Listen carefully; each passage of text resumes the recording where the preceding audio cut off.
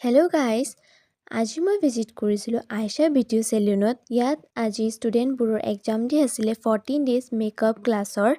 আৰু আপোনালোকে যদি মেকআপ শিকিম বুলি ভাবিছে আইশা মেকআপ একাডেমীত আহিব পাৰে।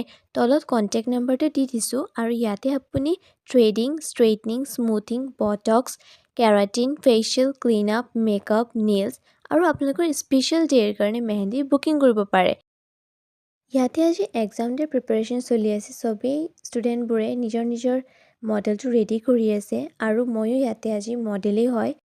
আপোনালোকে ইয়াত চাব পাৰে যে ইয়াতে এক্সাম চলি আছে আৰু ষ্টুডেণ্টবোৰে আৰু চবেই নিজৰ নিজৰ মডেলক মেকআপ কৰাই আছে। আৰু যদি আপোনালোকে মেকআপ শিকিব বিচাৰিছে তেতিয়াহ'লে দেৰি নকৰাকৈ আইশা মেকআপ একাডেমীত ভিজিট কৰক।